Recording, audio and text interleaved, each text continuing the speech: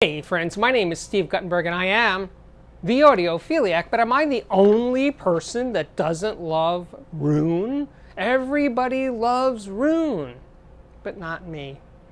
At the end of this little rant, I will do a music review.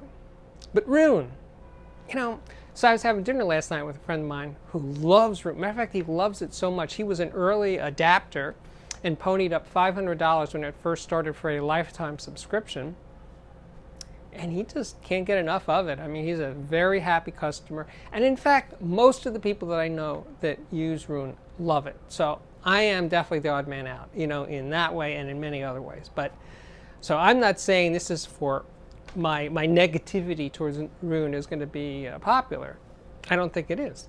But I'm just saying I'm old, as you can clearly see. So playing LPs and CDs just kind of comes natural to me. It's the way I think about playing music. Now, computer audio, and I do have computer audio. I have Tidal, I have Qobuz, I have a vast library of iTunes tunes, but they are not my thing. I use Tidal, and I really enjoy Tidal to discover new music. I love it for that, and when I discover music I like, I tend to buy it on LP or CD.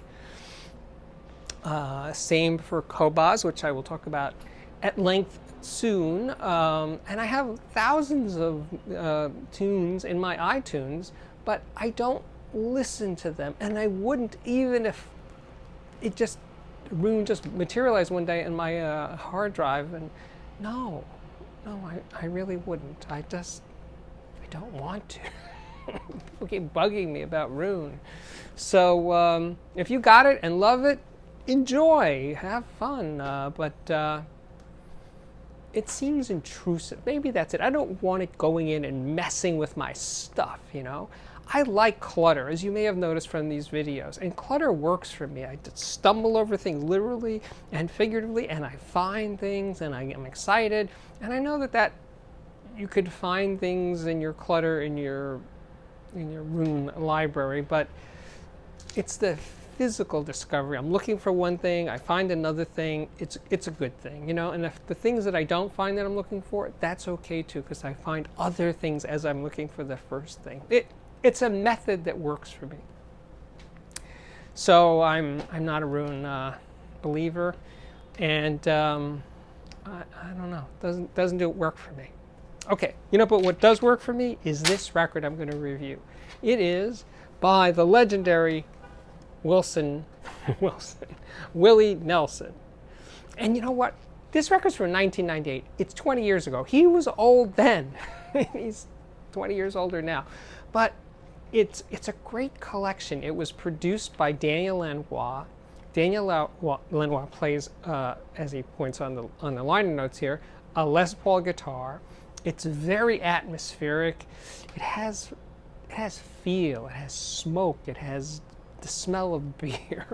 It just kind of works on so many levels, and Willie sounds really relaxed. His voice is in really good shape.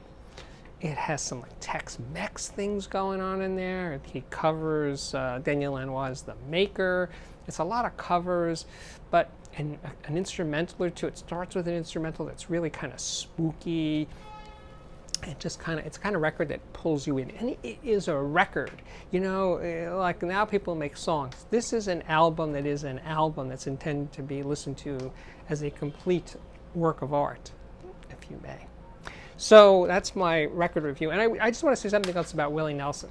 So I don't claim to be the biggest Willie Nelson fan, but I would say maybe it was in the early 2000s when Tower Records was still alive.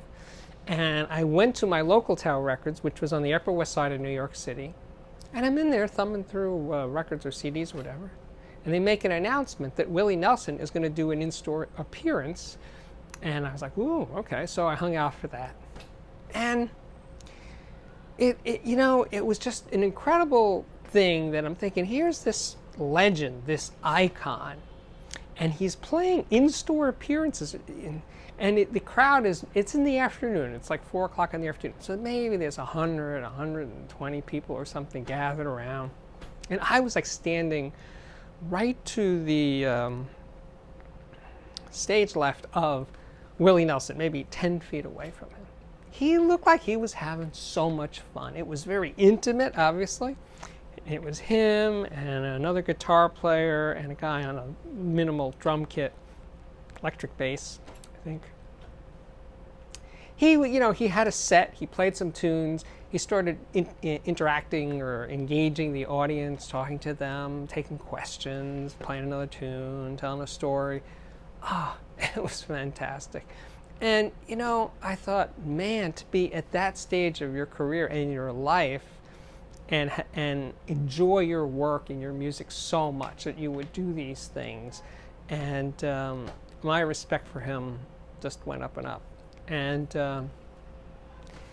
I don't think it was for this record. No, it wasn't. I'm sure he makes so many records. He's made a lot of records. Man, that guy is just hyper prolific. And still is to this day, 20 years after Tetro. So anyway, check out this record, Tetro. I'm sure you can hear it on Tidal or wherever fine music is served. And tell me what you think. I will see you soon. Bye.